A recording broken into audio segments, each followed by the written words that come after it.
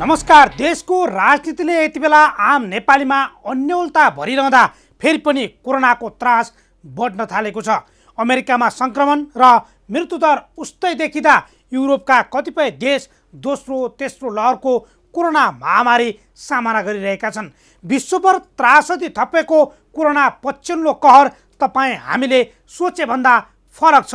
त्यसैले सचेत बनौँ। रोग लागेपछि पछुताउनुभन्दा पहिले नै स्वास्थ्य मापदण्डको पालना गरेर संक्रमित बन्नबाट बचौँ।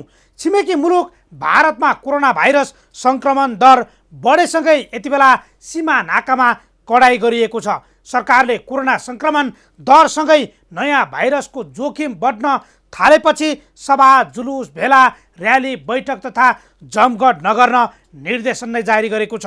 अब सरकारले गरेको आह्वानलाई साथ दिँदै तपाईँ हामी आफू जोगिनुपर्ने बेला आएको छ। विगत हाम्रो लागि सिकाइ बन्यो। कतिपय सवालमा कोरोना रोक्न सक्ने अवस्था भए पनि हामीले व्यवस्था गर्दा राज्यसँगै व्यवसायी नागरिक हरेकले घाटा बेहोर्नु पर्यो। अब जोखिमबाट बच्न आजैदेखि स्वास्थ्य मापदण्डको ख्याल गरौँ। मास्कको अनिवार्य प्रयोग, भेटभाट नगरी भौतिक दूरी कायम, बेला बेलामा सेनिटाइजर र साबुन पानीले मिची हात धुने बानीको विकास गर्यौँ भने हामी अबको जोखिम पनि पार गर्ने अवस्थामा पुग्छौँ। व्यक्तिमा लापरवाही बढ्दै जाँदा हो भने अवस्था थप भयावह पनि आउन सक्ने भन्दै सरकार र जनस्वास्थ्यविदले गरेको आकलनमाथि जान खेलवाड नगरौँ। पहिला बचौँ अनि अरू सबैलाई बचाउन भूमिका खेल्ने दायित्व तपाईँ हाम्रो काँधमा फेरि पनि आएको छ।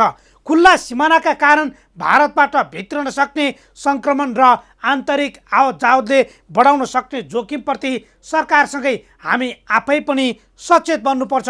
कोरोना महामारीले विश्वभर फैलिएको त्रासदी र जोखिमबाट बच्न स्वास्थ्य मापदण्डको पूर्ण रूपमा पालना गर्नु हुन हरेक नेपालीलाई हाम्रो तर्फबाट पनि आह्वान गर्न सक्छौँ। आउनुहोस् सुरु गरौँ आम जनताले बेहोरेको समस्या, अभाव र सरकारी सेवा सुविधाको झन्झट समाधानको सारथी बन्ने कार्यक्रम जनताको इजलास। म बालकृष्ण शर्मा। कार्यक्रमको सुरुवातमा हेरौँ यो झलक।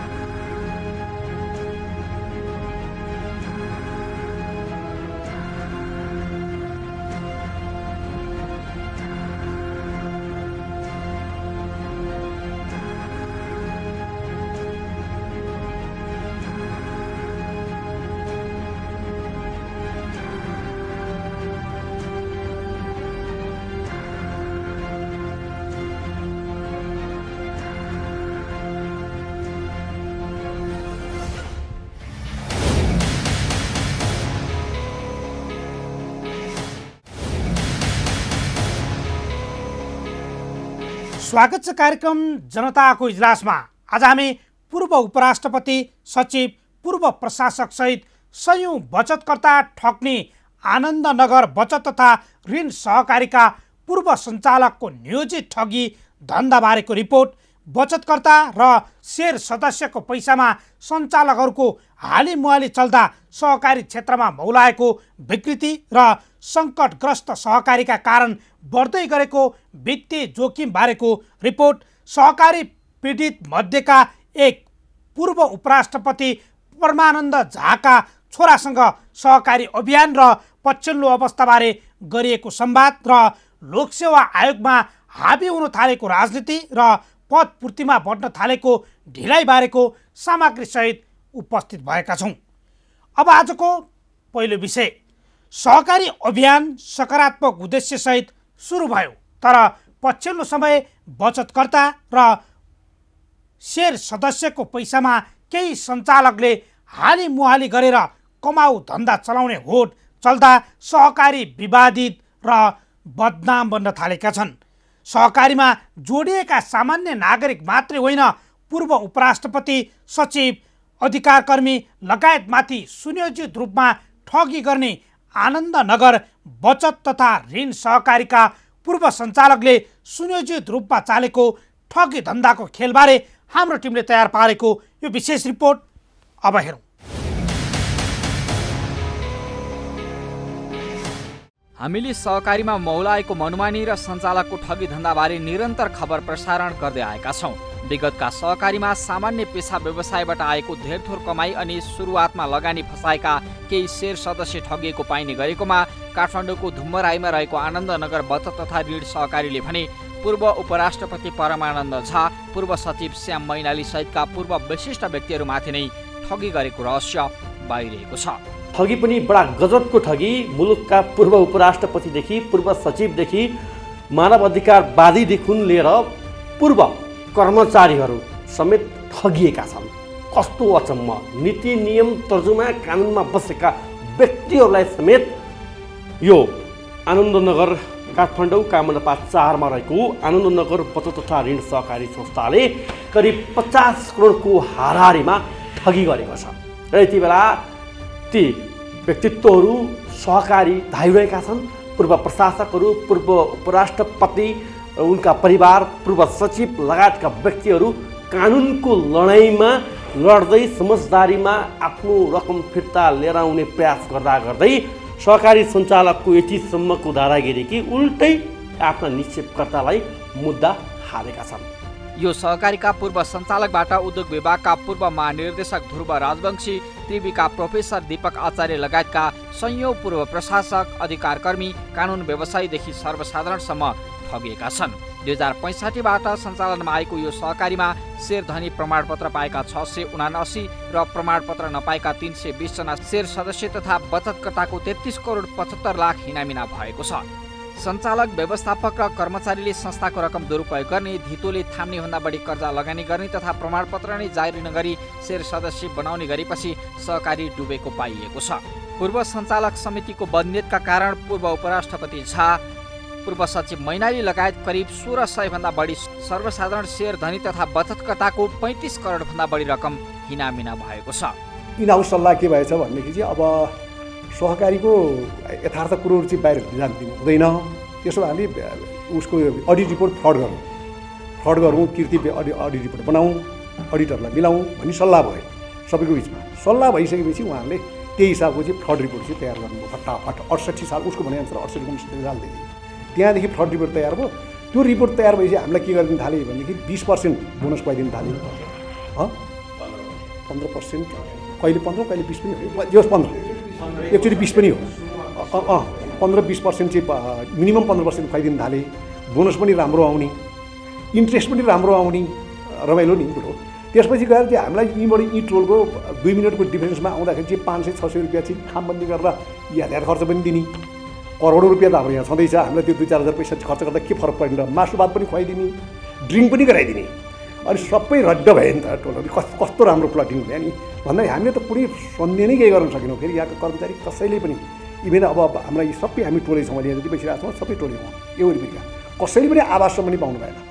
पीडितहरू कसैले कुनै आवास पाउनु भएन। र म इन्डिया गएको थिएँ। इन्डिया जानुको 2 दिन अगाडि चाहिँ मैले 2 लाख पैसा दिनुहोस् त मलाई मेरो उसबाट म इन्डिया जान्छु भनेर भनेको। अनि उसले चाहिँ घरैमा लगेर 2 लाख रुपियाँ टक्राइदियो। कति राम्रो सर्भिस। म इन्डिया चाहिँ भाग्य सम्झेर आइहालेँ। मैले आफ्नो कार्यक्रम पोस्टपोन गरेर आएँ। अब यो लेभलको सुनियोजित किसिमको प्लान हिसाबले यिनीहरू गइसकेपछि अनि हामीले यो साधारण सभाबाट चाहिँ गरेर आइसकेपछि एउटा कुरा डिक्लेयर गऱ्यौँ। मैले डिक्लेयर के गरिदिएँ भनेदेखि चाहिँ यो अब यहाँको घर जग्गा जतिहरू छन् ती घर जग्गाहरू चाहिँ सबै हामी चाहिँ लिलाममा राख्छौँ है। नियमअनुसार लिलाममा राख्छौँ भनेपछि उनीहरू आतङ्कित भए। अब ठगिया पैसा खान नपाइनेको घर त हामीले दिएका छौँ।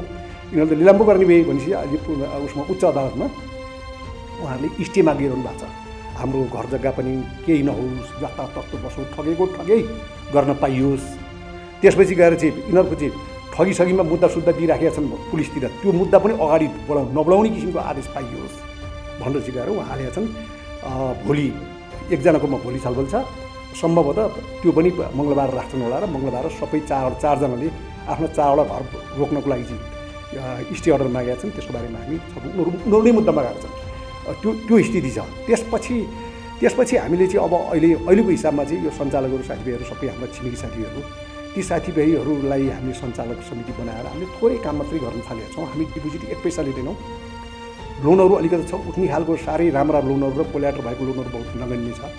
ती लोनहरू हामी उठाउँछौँ, उठे जति उठाउँछौँ, प्रयास गर्छौँ, कानुनी हिसाबमा पनि प्रयास गर्छौँ, सम्झाइ बुझाइ पनि गर्छौँ। त्यो हिसाबले आएको पैसाहरू चाहिँ हामी जति आउँछ बाँड्छौँ र हामी अब मुद्दाको हिसाबमा जान्छौँ, मुद्दाको कुराहरू अघि बढाउँछौँ।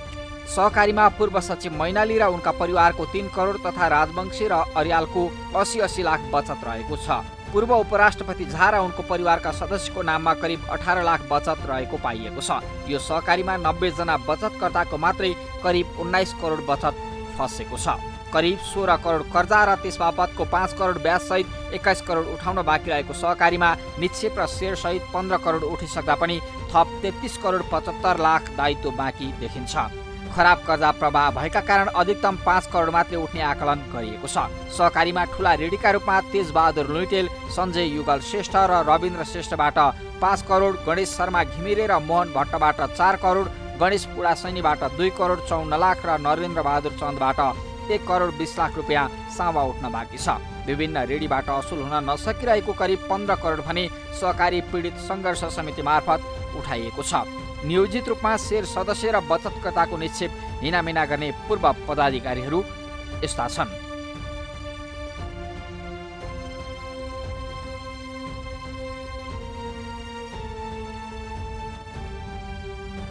पूर्व सञ्चालकहरूले आफूहरूले सहकारीको बचत हिनामिना गरेको स्वीकार गर्दै फिर्ता गर्ने निर्णय पुस्तिकामा गरेको यो प्रतिबद्धता सहितको हस्ताक्षर पनि एकपटक हेरौँ। ठगी गर्ने पूर्व सञ्चालक र व्यवस्थापकलाई दिएको रकम फिर्ता गर्न पटक पटक अनुरोध गरी समय दिए पनि भुक्तानी नगरिएपछि सहकारी पीडित यति बेला महानगरीय प्रहरी अपराध महाशाखामा समेत उजुरी बोकेर पुगेका छन्। सहकारीमा VVIP र VIP को समेत बचत खाता रहेको भन्दै सहकारीले अन्य सर्वसाधारणबाट पनि करोडौं बचत सङ्कलन गरेको पाइएको छ। यसरी प्रलोभन र विश्वासमा पारेर सञ्चालक र व्यवस्थापकको मिलिमतमा ठगी गरिएको पीडितले बताउने गरेका छन्। सहकारीको सिद्धान्त सचमा कमेन्ट गर्ने ठाउँै छैन। बहुत राम्रो सिद्धान्तको हिसाबले सहकारी क्याम्पेन अघि बढेको कुरामा निर्णय छ। यसमा म कन्भिन्स छु, म व्यक्तिगत हिसाबमा कन्भिन्स छु। तर यसको सुपरभिजन गर्ने क्षमता सरकारसँग भएन, गर्नै सक्दैन। यदि मुस्लिम ग्रोथ छ सहकारीको, त्यो हिसाबमा गर्नै सक्दैन। त्यो गर्न नसक्ने भएको कारणले जब गभर्मेन्टले यसलाई चाहिँ गर्न सक्दैन, पब्लिकलाई चाहिँ त्यसै असरल छोड्ने काम त त्यो दायित्व त सरकारको होइन। सरकारले एकाउन्टेबिलिटी लिनुपर्छ नि त, जनताको एकाउन्टेबिलिटी लिनु पऱ्यो। त्यो एकाउन्टेबिलिटी लिन नसक्ने हैसियतमा सरकार बसेर जनतालाई चाहिँ यसो असरल पार्ने जुन काम गरिएको छ, त्यो गरेको कारण यो चाहिँ बहुत गलत नीति छ।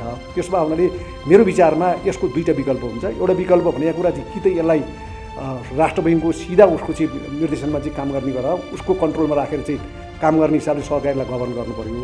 अदरवाइज अब इन्करेज गर्नु हुँदैन, सहकारीलाई बन्द गर्नुपर्छ। हामी जस्ता लाखौँ लाख साथीभाइहरू चाहिँ भोलि सकिन्छन्, पीडित भएर बस्छन्। त्यो स्थिति विद्यमान छ हाम्रो यहाँ। हेरेर जाँदाखेरि चाहिँ अहिले तपाईँ यहाँ एकछिन बस्नु पनि आउनु सक्नुहुन्छ। यहाँ घारुबडाहरू गरेर बस्ने बिचराहरू गरिबहरू हाम्रो पैसा कहिले पाउँछौँ भनेर हामीसँग सोध्न आउनुहुन्छ। अन्न अपाङ्गहरू छन् बिचराहरू, उनीहरूको पैसा राखेको छ, उनीहरू पैसा दिन सकिएको छैन। गरिब मान्छेहरू धेरै छन्, धनीको मान्छेहरूको हिसाबमा पनि पीडा आफ्नो ठाउँमा सबैको छ। टोलकै स्थानीय मिलेर 2065 सालमा स्थापना गरिएको सहकारी सुरुवाती समयमा राम्रैसँग चलेको पाइएको छ। स्थानीयकै पहलमा खुलेको सहकारीले राम्रो विश्वास आर्जन गर्दै गर्दा 2068 सालबाट सहकारीको नेतृत्वमा आएका सञ्चालक समिति र व्यवस्थापकले भने ठगी गर्ने नियतले गलत अडिट रिपोर्ट तयार पारेर मुनाफा बढी देखाउन सुरु गरेको पीडितहरूको आरोप छ। सचिवज्यू र उपराष्ट्रपति पनि बचत गर्नुभएको छ भन्दै पैसा राख्नुहोस् भनेपछि विश्वास गरेर सहकारीमा बचत गर्दा ठगिन पुगेको कतिपय बचतकर्ता र शेर सदस्यले बताउने गरेका छन्। यहाँ यो सहकारी संस्थामा ठगिने कुराहरू के हो भने तीनटा हो। त्यो अघि पनि आएको होला। यहाँ चाहिँ एउटा सहकारीको घर, एउटा सञ्चालकको घर वरिपरि सबैको सञ्चालक समितिका सदस्यको र घरमै सेवा पुर्याउने गरेको हुनाले म पनि ठगिएँ। मेरो पनि त्यो रिटायर भएको पैसा जम्मै यहीँ छ। म पनि ठगिएँ। मैले राखेपछि चाहिँ त्यो मान्छे नै भाग्यो, व्यवस्थापक भाग्यो। त्यसपछि उहाँहरूले जुन 10% चाहिँ दिनुभयो त्यो सङ्घर्ष समिति र हामी सबैको पहल सञ्चालक समितिले पनि। त्यसपछि जुन 3 किस्तामा दिने भन्ने कुरा, अरू 2 किस्ता पैसा उठेन। त्यसपछि उहाँहरू पलायन हुनुभयो, लुक्नुभयो, छिप्नुभयो, ढाँट्नुभयो र उल्टा मुद्दा मामिला गर्ने, उल्टो हामीलाई नै मुद्दा लगाउनु भएको छ। यस्तो अवस्था छ। यसमा म के भन्छु भनेदेखि अब सहकारी एउटा सरकारको पोलिसी, घर घरमा सहकारी भन्ने पनि थियो एकपटक, घर घरमा भकारी के टोल टोलमा सहकारी के भन्ने थियो नि अब नारा होइन। अब त्यस्तो पवित्र सहकारीमा यस किसिमको ठग्ने कुत्सित नियत, दुर्नियत, गलत नियतले चाहिँ यो सहकारीमा यस्तो एउटा प्रवृत्ति नै देखिन लाग्यो। यसले गर्दा के हो भने यस्ता सहकारीहरू जुन भागिरहेका छन् त्यसले गर्दाखेरि एउटा सच्चा सहकारी पनि कोही छन् भने त्यसप्रति पनि एउटा विश्वसनीयता पुग्ने अवस्था हो। अब सहकारी विभागहरूबाट पनि कुनै किसिमको खास अनुगमन भएको पाइएन। अनुगमन हुनु पर्यो, सरकारले त जनताको चाहिँ सेक्युरिटी दिनु पर्यो, सेवा दिनु पर्यो, जुन कुरा दर्ता भइसकेर गरिसक्यो। अनि यहाँ अर्को कुरो, यसमा पुरै चाहिँ मिलेमतो छ, कसैले केही पत्तो भएको छैन। अब सबै मिलेमतो यहाँ अब मान्छेको पैसा आउँछ, विश्वासमा राखिदियो, बैङ्कमा पनि राखेको छैन त्यो पैसा, बैङ्कमा पनि छैन। अब पैसा कहाँ छ पैसै छैन।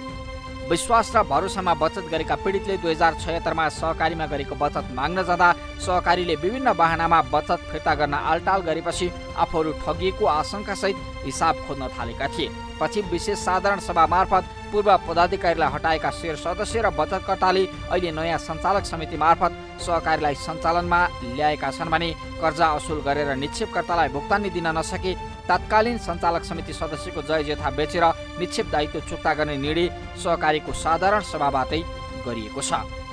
यी 4-5 जना मान्छे मिलेर व्यवस्थापक पनि सरले भनिहाल्नुभयो, उता त्यो सुरुवातदेखि नै उहाँ नै व्यवस्थापक है।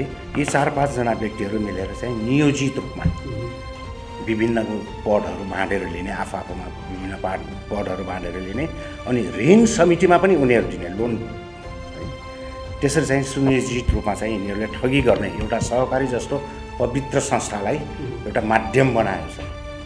केही पूर्व सञ्चालकको घर जग्गा बिक्री गरेर केही असुल उपर गरिए पनि उच्च अदालत पाटनले तत्काल घर जग्गा बिक्री नगर्न अन्तर्कालीन अन्तरिम आदेश दिएपछि बाँकी असुली प्रक्रिया रोकिएको छ। फसेको कर्जा उठाउने र बचतकर्ताको रकम फिर्ता गर्ने उद्देश्यसहित गठित नयाँ सञ्चालक समितिले अहिले तोकिएको जिम्मेवारी अनुसारको काम गरिरहेको छ। कतिपय बचतकर्ताले भने पुरानो सञ्चालक समिति र नयाँ सञ्चालक समितिले तयार गरेको दुवै अडिट रिपोर्ट बचतकर्तामा सार्वजनिक गर्नुपर्ने माग गर्दै आएका छन्। सञ्चालकहरू दिपु आचार्य, शम्भुराज आचार्य, केशवराज घिमिरे, प्रदीप शर्मा पौडेल, प्रदीप खड्का र नरेन्द्र कार्कीले आफ्नो घर जग्गा सहकारीको नाममा दृष्टिबन्धक पास समेत गरिदिएका छन्। तर तात्कालीन सञ्चालकहरूको घर जग्गा बिक्री गर्ने विषयमा विवाद बढ्दै उच्च अदालतसम्म पुगेको मुद्दाका कारण 7 जनाको घर जग्गा बिक्रीबाट करिब 29 करोड रुपियाँ उठाएर शेर सदस्य र बचतकर्ताको हिसाब मिलान गराउने वर्तमान सञ्चालक समितिको योजना विषयमा रोकिएको छ।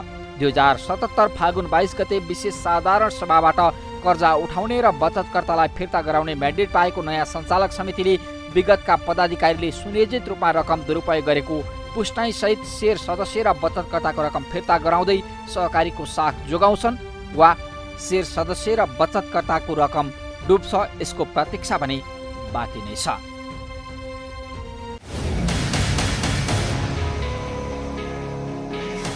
सञ्चालकको मनोमानीका कारण सहकारी विवादित र बदनाम बन्ने अनि शेर सदस्य र बचतकर्ता ठगिने अवस्था बढ्दै गर्दा सहकारीको नियमन र कारबाही उस्तै फितलो छ। यही सहकारीबाट ठगिएका पूर्व उपराष्ट्रपति परमानन्द झाका छोरा कृष्णचन्द्र झासँग गरिएको संवाद अबका क्रममा। सर स्वागत। आराम हुन्छ सर। सर यो जुन अहिले कुराहरू बाहिर आएको छ नि, थोरै के भएको सर? हाम्रो पैसा कति थियो अनि यो सहकारीबाट ठगिएको भन्ने कुराहरू छ होइन? पैसा धेरै थिएन। पैसासँग चाहिँ पैसाभन्दा पनि मेन कुरा चाहिँ अब तपाईँले अघि नै भन्नुभयो केही राम्रा सहकारी भनेर भन्नुभयो। वास्तवमा सहकारी राम्रा हुँदैनन् है। सहकारीमा लगानी गर्नु चाहिँ मेरो आफ्नो प्रिन्सिपलको पूर्ण रूपमा खिलाफ हो। अब घरबाट ठिकै छ गर्नुपर्छ भन्ने हिसाबले अलिकति गरिदिएकोमा अलिकति गराइयो होइन।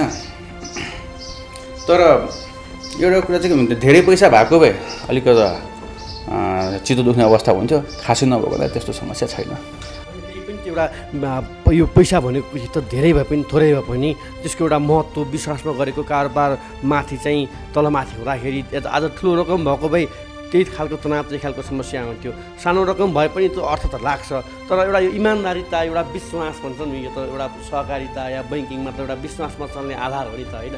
तर त्यो माथि त एउटा सहकारीबाट चाहिँ ठगिएको कुरा त आयो नि। तपाईँ पूर्व उपराष्ट्रपति परमानन्द झाका छोरा नै ठगिनुभयो, उपराष्ट्रपति नै ठगिनुभयो भन्नेसम्मका कुराहरू आए। यसले हाम्रो सहकारी कता जाँदैछ भन्ने कुरा त देखायो नि सर मुलुकमा। होइन, यो ठगिएको छैन अहिलेसम्म। जस्तै अघि नै मैले तपाईँलाई भने जस्तै यो कस्तो नै एउटा पुरानो सञ्चालक समितिले केही त्यसलाई के भन्छ कालो ऋण दिएको, अब नयाँ सञ्चालक समितिले त असुरूपल गर्ने भनेर उनीहरूले आफ्नो एजेन्डा बनाइसकेका छन्। चाँडै नै होस्। पैसा अहिलेसम्म जस पाउनु भएको छैन, सचिवज्यू पनि हुनुहुँदो रहेछ, श्याम मैनाली सहितका धेरै व्यक्तिहरू पनि हुनुहुँदो रहेछ यसमा। पाउनु भएको छैन तपाईँहरूले, कहिले राख्नु भएको त्यो पैसा र कहिले चाहिँ निकाल्दाखेरि पाइएन सर पैसा त थोरै पनि भनिदिनुहोस् न विगत। यो तपाईँको पैसा राखेको भनेको त धेरै नै समय भइसकेको छ, सायद एक हिसाबले संस्थापनकै समयदेखिको हो।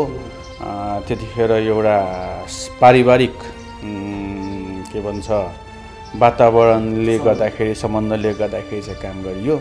अब त्यतिखेरको सञ्चालक समिति परिवर्तन हुँदै हुँदै हुँदै अब नयाँ सञ्चालक समिति पनि बन्दै आयो। अब नयाँ सञ्चालक समितिलाई यसलाई पनि हामी के गर्यो त भन्दाखेरि अस्ति नै केही समय अगाडि सञ्चालक समिति नयाँ गठन भएको छ। अब उनीहरूको चाहिँ म्यान्डेट नै दिइएको छ सबै यो कालो ऋण उठाएर त्यसपछि चाहिँ पहिला चाहिँ निक्षेपकर्ताहरूको पैसा फिर्ता गर्ने भनेको छ। त्यसैले समस्या चाहिँ सायद नहोला। पैसा त उठ्छ, मैले भनेको पैसा त उठ्ला, ढिला चाँडो उठ्ला, तर चाहेको बेलामा राखियो तर चाहेको बेलामा निकाल्न पाइएन भने त ठगिएको भन्ने त पुष्टि भयो नि। तपाईँहरूले चाहेको बेलामा निकाल्न पाउनु भएन हो। त्यो हिसाबमा त अब ठगिएको त तपाईँको त्यतिकै पनि पुरानो सञ्चालक समितिले पैसा उठाउन नसक्ने भनेर हातै उठाइसकेपछि त्यो त ठगियो भन्ने कुरा त्यतिकै पनि देखि नै हालेको छ नि। यसमा त अब दुई मत छैन। तर मान्छे ठगिनु भन्दा पनि अब वास्तवमा त्यो संस्थालाई चाहिँ ठगे। मान्छेलाई ठग्ने अवस्थामा चाहिँ यो अहिलेको सञ्चालक जुन पुरानो सञ्चालक समिति थियो उनीहरूको सबै घरदेखि लिएर सबै धितोमा राखिएको छ सहकारीमा। भनेपछि जुन उठ्नुपर्ने पैसा छ त्यो उठ्नुपर्ने पैसाभन्दा बढी त त्यहाँनिर के भन्छ उनीहरूको घर सम्पत्ति जम्मै धितोमा राखेर के भन्छ सुरक्षित छ। खालि के भन्दाखेरि अब उनीहरूले सडकमा ल्याउने कि सही तरिकाले चाहिँ ऋण असुलुपर गरेर निक्षेपकर्ताको पैसा चाहिँ फिर्ता गर्ने भन्ने मात्रै कुरा हो। अब यदि त्यस्तै अवस्था आयो भने त उनीहरूलाई नै सडकमा पुऱ्याएर त्यसपछि निक्षेपकर्ताको पैसा फिर्ता लिनलाई कुनै गाह्रो छैन। मुद्दा त दर्ताको प्रक्रियामा गइसकेका रहेछ नि यो अनुसन्धान महाशाखामा। मुद्दा भनेको त के भन्दाखेरि एउटा कुनै पनि काम गर्दाखेरि कानुनी रूपमा अगाडि बढ्नुपर्छ। अब ठिकै छ, अदालतले नै नेपालमा के भन्छ ठगी खान पाइन्छ भन्ने हिसाबले निर्णय गरिदियो भने भोलि पछि गएर तपाईँ हामीलाई पनि सजिलो भयो, जसलाई पनि ठगेर खान पाउने भइयो होइन। अब नजिर बस्छ त्यो होइन। अब होइन ठगी खान पाइँदैन भन्ने कुरा भयो भने त्यतिकै पनि के भन्छ जनता त सुरक्षित भइ नै हाल्यो नि। पहिला सम्झौता भएको रहेछ तिर्छु भनेर, त्यो नतिरिसकेपछि मुद्दा मामिलामा हामी अगाडि बढाएर रहेछौँ। हो, पहिला चाहिँ हामी चाहिँ यति दिनभित्र गर्छौँ भन्ने कुरा गरेको थियो। तर यो के भने बिचमा कोभिडको कारणले गर्दाखेरि मान्छेहरूसँग सम्पर्क हुनेदेखि लिएर अब सबैलाई थाहा छँदैछ आर्थिक रूपमा चाहिँ पुरै देशै खस्किसकेको अवस्थामा अब ऋणीहरूबाट चाहिँ पैसा कसरी उठाउने भन्ने कुरा अलिकति चाहिँ त्यहाँनिर पनि कुरा आएको होला। त्यसैले गर्दाखेरि सायद यो त्यति ठुलो इस्यु चाहिँ भएको जस्तो लाग्दैन। तर जुन हिसाबले सहकारीहरू भागाभाग भइरहेका छन्, पर्सनली मैले के भन्छु सम्पूर्ण नेपाली दिदीभाइ दाजुभाइहरूलाई सहकारीमा पैसा हाल्नु भएको छ आजै निकाल्नुहोस्। बरु ब्याङ्कमा थोरै ब्याजको भए पनि त्यहाँनिर चाहिँ राख्दा सजिलो, सहकारी बन्द गरिदिनुहुन्छ। हजुर पनि एउटा लामो समयदेखि एउटा पेसा व्यवसायमा आबद्ध हुनुहुन्छ होइन। अलिकति छोटो मिठो मैले तपाईँले बारम्बार भनि पनि सक्नुभएको छ कि सहकारीमाथि मलाई विश्वास छैन होइन। र यो तर ब्याज दरको लोभले गर्दाखेरि चाहिँ अधिकांश त्यहाँ पुग्नुहुन्छ र पछि ठगिसकेपछि मात्रै पछुताउनु बाहेक विकल्प छैन। जस्तै मुलुकमा सहकारीलाई नियमन गर्नका लागि धेरै खालका कानुनहरू आए, परिमार्जित भएर कानुनहरू बने र अहिले तपाईँको चाहिँ स्थानीय तह प्रदेश सङ्घसम्म चाहिँ यसको चाहिँ विभाजन गरेर हेर्ने नियमन गर्ने कुरा छ। तर त्यो हिसाबको भएको पाइन्न क्या। यसलाई कसरी बुझ्नु भएको छ सर? कानुनी लेभलमा चाहिँ यसलाई गर्ने व्यक्तिहरूलाई चाहिँ तपाईँको चाहिँ उल्टै अदालतबाट पनि केस निश्चित धरोटी दिएपछि छुट मिल्ने होइन। तपाईँको त्यस्ता घटनाले गर्दाखेरि चाहिँ दुःखले कमाएको पैसा यसको चाहिँ सही हिसाबले कुरा गर्ने हो भने जुन हिसाबले तपाईँले भन्नु कानुनको कुरा गर्नुभयो, हाम्रो देशमा नभएको कानुन केहीको पनि छैन होइन। तपाईँको मलाई जहाँसम्म लाग्छ नेपालमा कम्प्युटर नचलाउँदाखेरिकै साइबर कानुन सायद नेपालमा बनिसकेका थियो र, तर आजसम्म पनि कार्यान्वयन नभएको अवस्था चाहिँ हामीले पनि देखिरहेका छौँ। अनि त्यसैले कानुन मात्रै बनाएर हुँदैन, अब कानुनलाई नियमन गराउने जुन एउटा निकाय हुन्छ त्यो निकाय चाहिँ आफैले इमान्दारीपूर्वक काम गरिदिनुपर्ने हुन्छ। अब हामी कहाँ त सहकारीको लागि त मन्त्रालय नै खडा गरिराखेको छ, तर त्यो मन्त्रालयले के काम गर्यो त भन्दाखेरि सहकारी दर्ता गर्ने बाहेक सायद मलाई जहाँसम्म लाग्छ अरू त्योभन्दा माथि केही पनि काम गरेको छैन। सहकारी विभाग छ होइन, तर यिनीहरू दर्ता गर्ने बाहेक उनीहरूले त्योभन्दा अगाडि चाहिँ केही पनि काम गरेका छैनन्। त्यसैले सबैभन्दा पहिला चाहिँ मेरो हिसाबमा के गर्नुपर्ने हुन्छ त भन्दाखेरि सबैभन्दा पहिला माथि विभाग र मन्त्रालय खारेज गरौँ, अनि बिस्तारै बिस्तारै सहकारी पनि खारेज आफै भइहाल्छ। सहकारी आवश्यक छैन यो मुलुकलाई, कुनै पनि अवस्थामा छैन। किन सहकारी आवश्यक छैन यो मुलुकलाई? मेरो पर्सनल ओपिनियन छैन। किन सर त्यस्तो? देखिहाल्नु भने कुन चाहिँ सहकारीले तपाईँले अगाडि बढाएको छ? सबै सहकारी त भागेरै गएका छन् भने देखिहाल्नु भयो। तपाईँको ओरिएन्टलको कुरादेखि लिएर आएर हेर्दै जानुहोस्, जतिवटा बनिएका छन् आखिरमा सबै त्यही अवस्थामा गएका छन् भनेपछि आज नभए भोलि सबै डुब्छन् होइन। त्योभन्दा त बरु हटाइदियो भने त कम जनताको पैसा त सुरक्षित रहन्छ नि। तर सहकारीले गर्दा बनेका उदाहरण पनि त छन् नि कहीँ कतै। हो, एक दुईजना मान्छे त बनिहाल्यो नि। त्यही अब अहिलेको पनि भाग्ने मान्छे त सबै बनेरै भागेका छन् नि त होइन र होइन। अन्तमा के भन्नुहुन्छ नेपाल सरकारलाई यो विषयमा? किनकि सामान्य ठेलागाडा गरेर खानेदेखि लिएर एउटा विश्वासमा साथीभाइ सम्बन्धले यो कारोबार गरिन्छ, तर भोलि आघात भइसकेपछि अलिकति हुने खाने वर्गलाई त केही नहोला, तर दुःख गरेर कमाएर भोलि सरकारीबाट एउटा बच्चाको भविष्य देखेको, बच्चाको सपना बोकेको, शिक्षा दीक्षाका विषयमा सोचेर सामान्य फुटपाथमा काम गर्ने मान्छेले पनि आजकल सहकारीमा जम्मा गर्ने बानी छ। तर यस्ता घटनाहरूले एउटा नजिर या एउटा मान्छेमा त्रास, एउटा भय उत्पन्न गरेको छ। के छ सुझाव तपाईँको सरकारलाई? यो कस्तो अब बन्दै हुने त अवस्था पक्कै नहोला, तर नियमन गर्ने कुरा महत्त्वपूर्ण रहन्छ होइन। सरकारलाई सुझाव दिने भन्दा वास्तवमा हामी सरकारलाई सुझाव दिने अवस्थाका मान्छे त वास्तवमा होइनौँ एक हिसाबले। किन भन्दाखेरि नागरिक भएको हिसाबले कुरा गर्ने हो भने सरकारले चाहिँ गर्ने भनेको एउटा चाहिँ प्रपर नियमन र कन्ट्रोल मेकानिजम त्यो चाहिँ बनाउनु पर्ने हुन्छ। त्यो खालि सहकारीलाई मात्रै होइन, अहिले हाम्रो देशको अवस्था हेर्नुहुन्छ भने जताततै व्यतिथि छ। त्यो जहीँ व्यतिथिलाई हामीले चाहिँ नियमन गराउनु पर्ने या त्यसलाई चाहिँ कन्ट्रोल गर्नुपर्ने एउटा व्यवस्थाको बनाइदिनु पर्ने हुन्छ। अब त्यो अब सरकारले कसरी बनाउँछ त्यो पोलिसी मेकर्सहरूको आफ्नो के भन्छ लेभलको कुरा भयो, हामीले त्यसमा भनिराख्नु पर्ने चाहिँ हुँदैन। तर वास्तवमा कन्ट्रोल गर्ने चाहिँ जुन हिसाबले च्याउसरी सबै आजकल हेर्ने हो भने तपाईँ यहीँबाट बाहिर निस्किनुहोस्, बाहिर निस्किएपछि यहाँबाट मेन रोड पुग्दासम्म तपाईँ 3टा सहकारी देख्नुहुन्छ होइन। अब त्यो हरेक घर पछि एक एकवटा सहकारी बन्न थाल्यो भने त त्यसपछि त निक्षेपकर्ता पनि आफ्नै घरमा निक्षेप गरेर बस्ने अवस्था बन्ने थाल्यो भने अनि त्यसपछि किन सहकारी चाहिँ? त आफ्नै घरमा निक्षेप गरेर बसे भइगयो नि। हरेक घरमै सहकारी बन्ने भने त घरका मालिकले मात्रै निक्षेप गर्ने भयो। अनि त्यसैले गर्दाखेरि यसलाई चाहिँ हामीले त्यतातिर चाहिँ कन्ट्रोल गर्नेतिर चाहिँ लाग्नुपर्ने। धेर थोर बचत गरेर आफ्नो आर्थिक समस्या टार्ने र भोलिको आवश्यकता परिपूर्तिका लागि सुरक्षित तरिकाले बचत गर्ने सकारात्मक अभियान संस्थाका केही व्यक्तिको मनोमानीका कारण शेयर सदस्य र बचतकर्ता समेत ठगिने अवस्थाको अन्त्य गर्न सरकार गम्भीर बन्नुपर्छ। पैसा तिर्छौँ भन्दै भाका राखेर कागज गरेका पूर्व सञ्चालकले शेयर सदस्य र बचतकर्ताको निक्षेप यथाशक्य छिटो फिर्ता गरून्। हाम्रो खबरदारी निरन्तर जारी रहनेछ। अब सहकारी अभियानसँगै जोडिएको आजको अर्को विषय, सहकारी सञ्चालक सेवा र बचतकर्ताप्रति उत्तरदायी छैनन् भन्ने कुरा विभिन्न घटनाक्रमले आफै देखाएको छ। शेयर सदस्य र बचतकर्ताबाट सङ्कलित पैसालाई आफू अनुकूल आफ्नो स्वार्थमा परिचालन गर्ने र आफू मात्रै मालामाल बन्ने होडका कारण सहकारी बदनाम र विवादित मात्रै बनेका छैनन्, सङ्कटग्रस्त हुनेहरूको सङ्ख्या बढ्दो छ। सामान्य नागरिकदेखि उच्च पदस्थसम्मको अर्बौं डुब्ने अवस्था आउँदा पनि सरकार किन बेमतलबी? हेरौँ यो रिपोर्ट।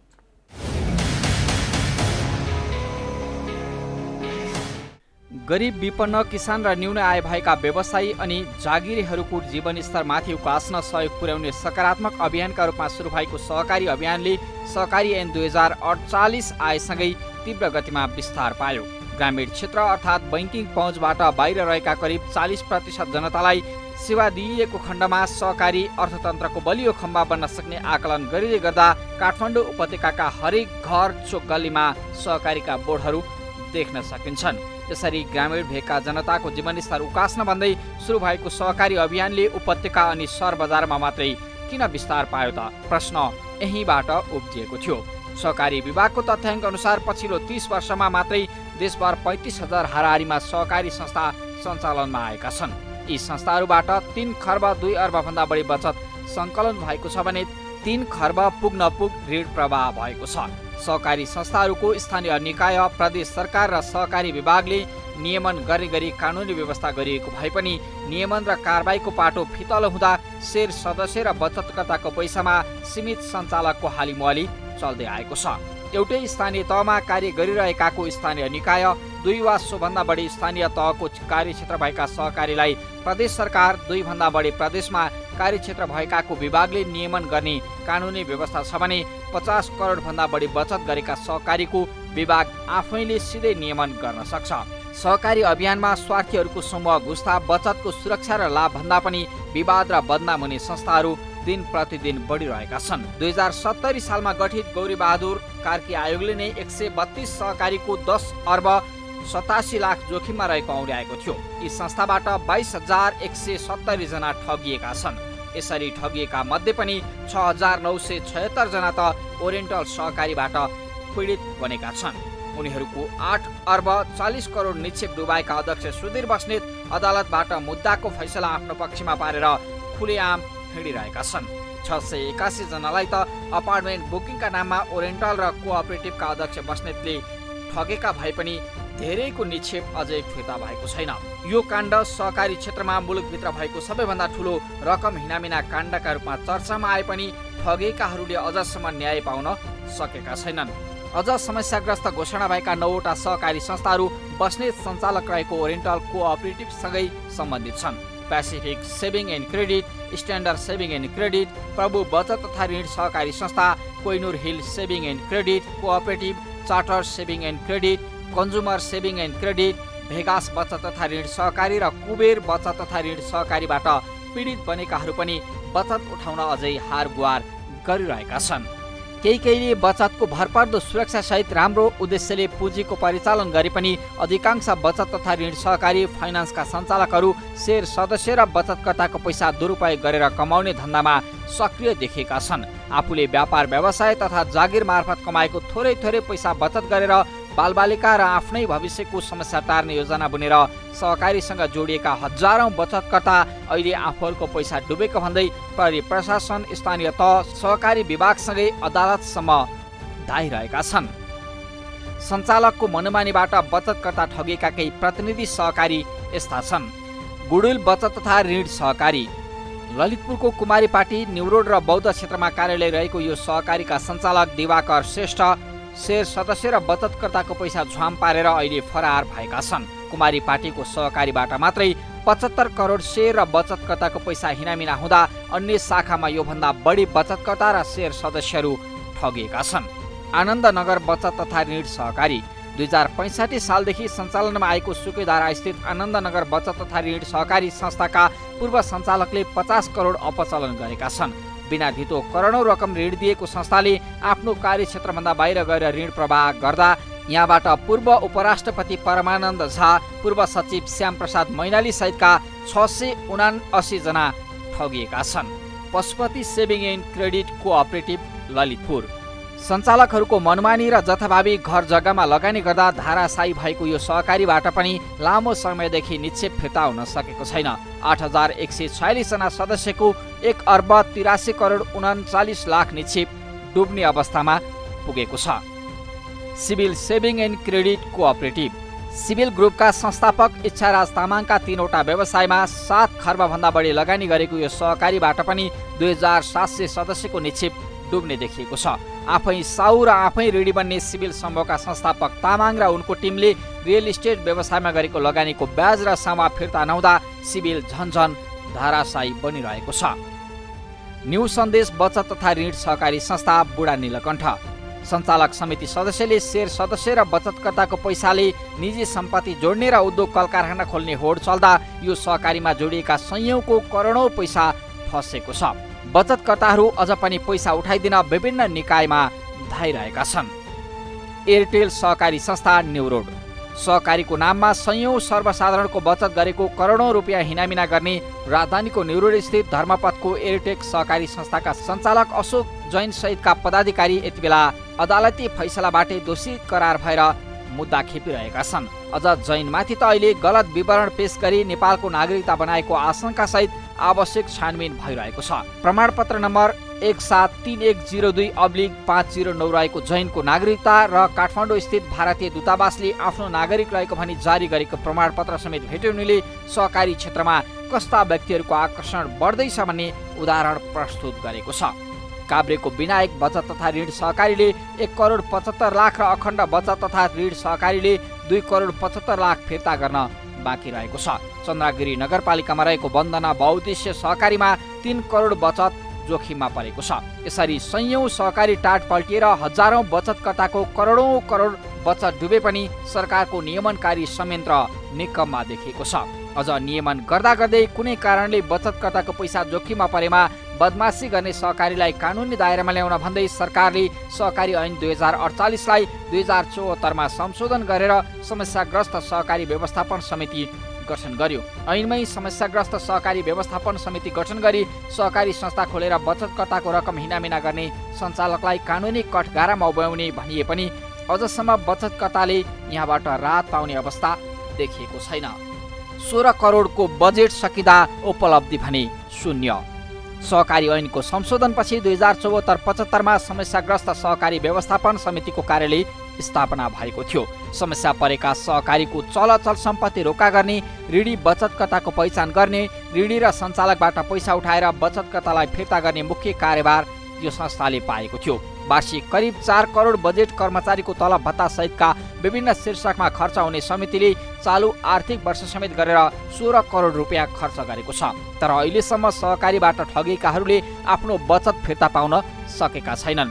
बल्ल तल्ल समस्याग्रस्त घोषणा भएका सोसाइटल बचत तथा ऋण सहकारी र लुनिभा बहुउद्देश्य सहकारी संस्था लिमिटेडको चलअचल सम्पत्ति र ऋणीको विवरण सङ्कलन गरेर 50,000 सम्म बचत भएका साना बचतकर्तालाई फिर्ता गर्ने प्रक्रिया गत फागुनबाट सुरु गरे पनि बाँकी संयौं सहकारीबाट पीडित बनेका हजारौं हजार शेयर सदस्य र बचतकर्ताको अर्बौं रकम कहिले फिर्ता आउने अनिश्चित देखिएको छ।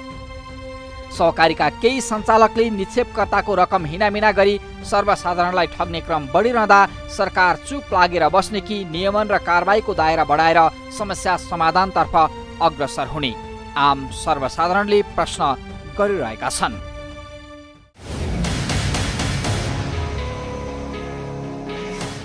सहकारीहरू हिजकै पवित्र उद्देश्य अनुसार चलुन्। सीमित व्यक्तिहरूले कमाउने प्रपञ्चसहित सहकारीमा हात हाल्ने र शेयर सदस्य अनि बचतकर्तालाई ठगेर भाग्ने संस्था डुबाउने खेल ठुलो हेरेर बस्ने मात्रै होइन, सरकार कठोर नियमन र कारबाही गर्ने हिम्मत गरियोस्। ठगहरूलाई संरक्षण होइन, बचतकर्ताको पैसा सुरक्षित गराउन र कुनै कारणवश फसेमा फिर्ता गराउन सरकारको भूमिका प्रभावकारी देखियोस्।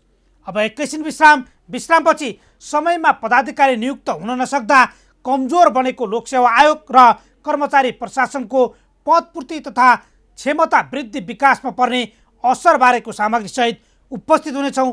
हामीसँगै रहनुहोला।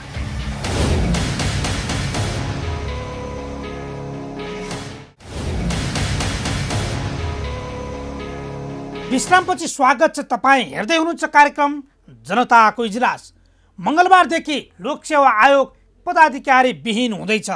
संविधान त 1 महिना अघि नै लोकसेवा आयोगका पदाधिकारीको नाम सिफारिस गर्नुपर्ने थियो, तर राजनीतिक खिचतानीका कारण संवैधानिक परिषदले नियुक्तिको सिफारिस नै गर्न सकेन, जसका कारण लोकसेवा आयोगबाट हुने काम ठप्प हुने भएका छन्। कर्मचारी भर्ना, परीक्षा, सरुवा बढुवा मात्रै होइन, कर्मचारीको वृत्ति विकास समेत रोकिने भएको छ। हेरौँ यो रिपोर्ट।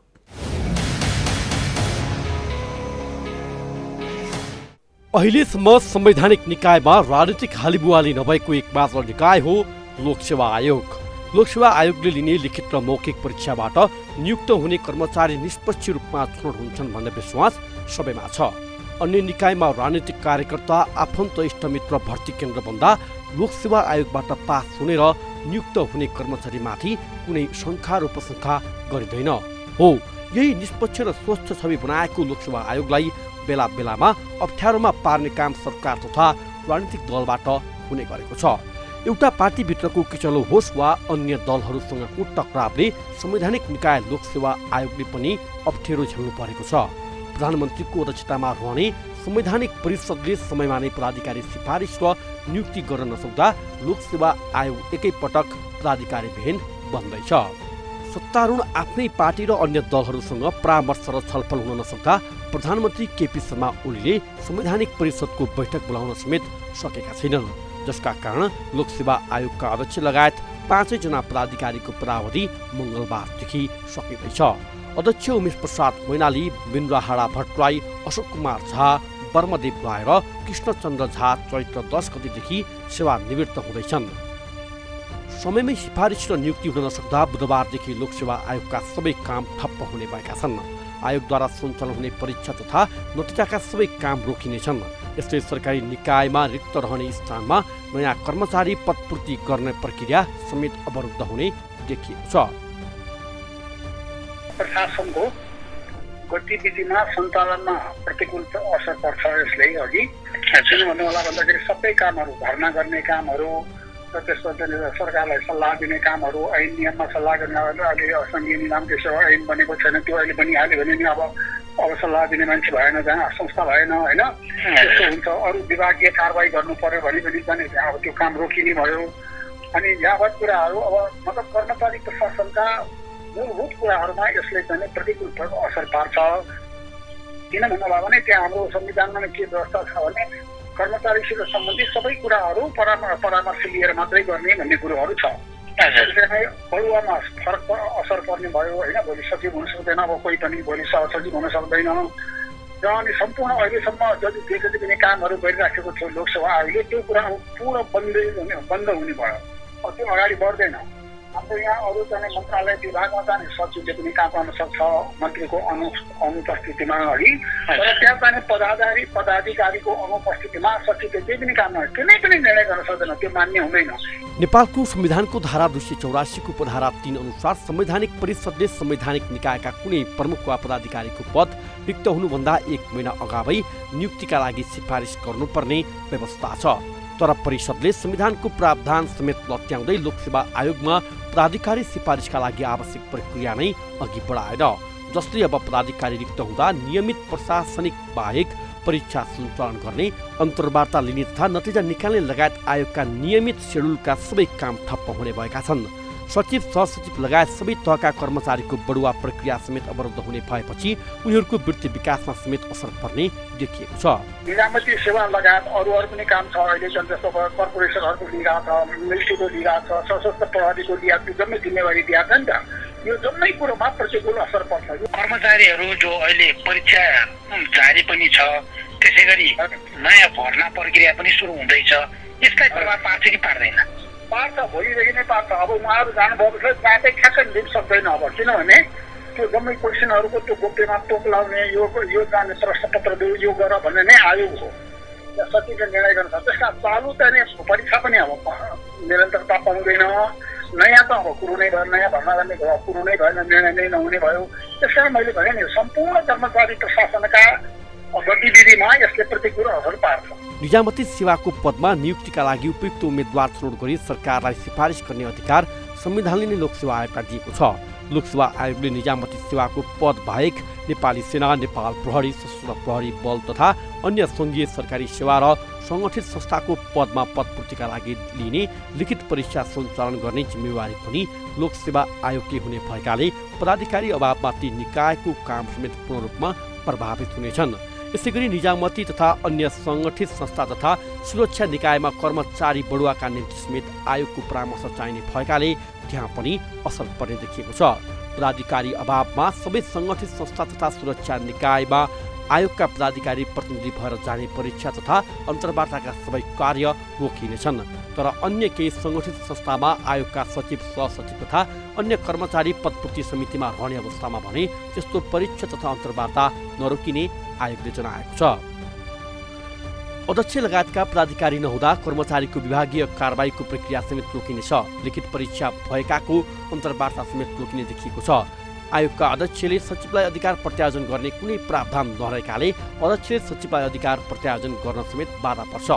संवैधानिक परिषदको बैठक बस्न सहमति नजुटेको भन्दै प्रधानमन्त्री केपी शर्मा ओलीले अध्यादेश समेत ल्याए। प्रतिनिधि सभा नै भङ्ग गराएर अध्यादेश मार्फत अख्तियार दुरुपयोग अनुसन्धान आयोग लगायतका निकायमा पदाधिकारी नियुक्ति पनि भए। तर लोकसेवा आयोगमा पदाधिकारी नियुक्तिमा कुनै चासो दिएन। राजनीतिक खिचतानीका कारण लोकसेवा आयोगको पदाधिकारी रिक्त रहँदा स्थायी सरकारको रूपमा रहेको कर्मचारी भर्ना तथा नियुक्तिमै असर पर्ने देखिएको छ।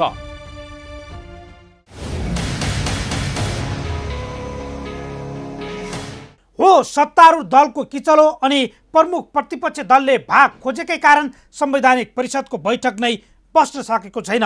राजनीतिक स्वार्थमा दलका नेताहरू रुमल्लिँदा स्वच्छ र निष्पक्षको छवि बनाएको निकाय लोकसेवा आयोग पदाधिकारी विहीन भएको छ।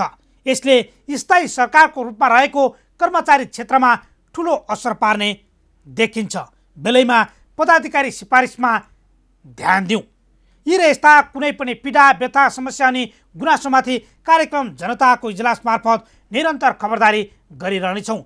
व्यवसायीले नीति नियम मिचेर गरेका बदमासी, जनताको गुनासो र कथा व्यथासँगै सरकारी निकायबाट दिने सेवा प्रभावमा भए गरेका कमजोरी केलाएर हामी सुधारको प्रयास कार्यक्रम मार्फत खोज्नेछौँ। तपाईँ हामीलाई आफूले बेहोरेका समस्या र गुनासो स्क्रिनमा देखाइएको टेलिफोन नम्बर र इमेल ठेगानामा पठाएर समस्या समाधानको साझा आवाज भन्न सक्नुहुनेछ। हवस् त, आजका लागि जनताको इजलास यति नै। फरक विषयवस्तु र तपाईँहरूको गुनासोसहित अर्को कार्यक्रममा पुनः उपस्थित हुनेछौँ। प्राइम टाइम्स टेलिभिजन हेर्दै रहनुहोला। नमस्कार।